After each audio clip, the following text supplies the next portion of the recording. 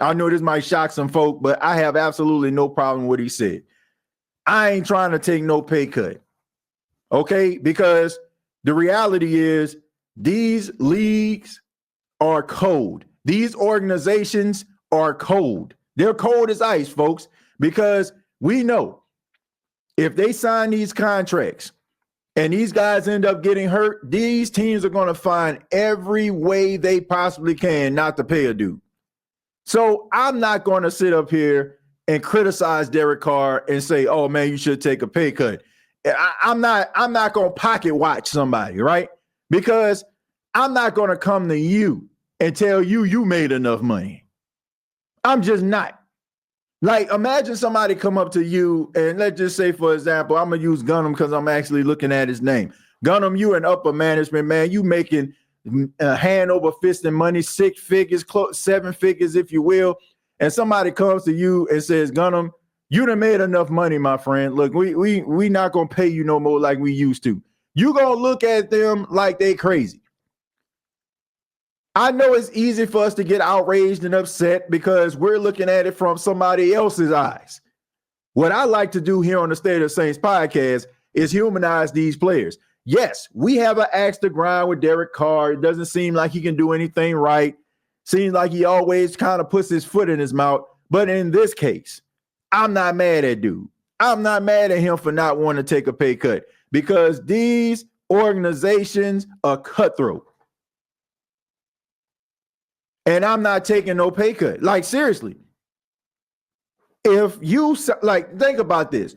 If a football player signs a $100 million contract, right? And let's just say, I don't know, he ends up getting injured, right? That team is going to find any way that they can to try to cut this guy to try to alleviate some of the costs. I'm not doing it. And I don't blame dude. And I'm not going to look at him like I'm upset because I'm not. My problem is dude talking like he like that, and you're not. You're average quarterback that leaves a lot to be desired. Like, could Derek Carr go to a situation like Minnesota and they end up making a postseason? Yes, because they got a lot of things around Derek Carr that makes him successful. A defense, a running game, a elite receiver. You know, like, you basically are just absolutely trash if you can't thrive in that type of situation. Could he go to the 49ers where you got, with a healthy George Kittle and a healthy Christian McCaffrey and a healthy Deebo Samuel and a good defense that's healthy? Absolutely, he can make the postseason. Yes, he can win some football games, but you're not going to win football games structured the way the New Orleans Saints are structured with a quarterback like Derek Carr. Derek Carr is not that dude. He is check down Charlie. He is a guy that, is not going to give you what you need. We have seen this on countless occasions. We need Derek Carr to elevate his game, and you kind of just go through the motion for about 2 or 3 quarters. And then in the fourth quarter, he'll start padding some stats or maybe sustain some type of winning drive. And here come the Derek Carr stands out here telling us how good he is. No. Like I said, tell me about the game itself. Don't tell me about the last 2 minutes of a football game. Because if that is the case, then Tim Tebow is a great quarterback. Because if you remember when Tim Tebow was starting, that's when everything started to come alive in the last 2 minutes of a football game. But the majority of the time, throughout the totality of the game, he was garbage. And I'm not saying that Derek Carr is garbage. I'm just saying there are times where you expect for a quarterback of his caliber to elevate their game, and they can't. So I say that to say this. Get rid of him. Like, it's just plain and simple. Get rid of him. Like, if you're paying a guy and you know for a fact that there's a chance, more so than likely, that you're not going to make the postseason with him being your quarterback, what in the world are we talking about?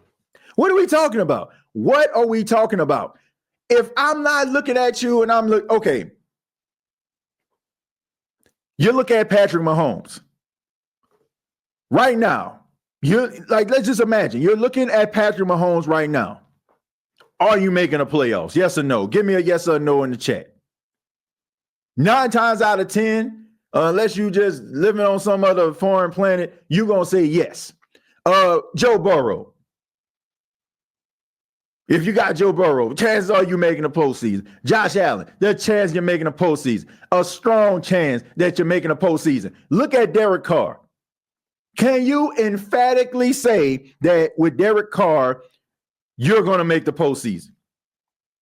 What are we talking about? What are we trying to do, folks? Is what I'm saying.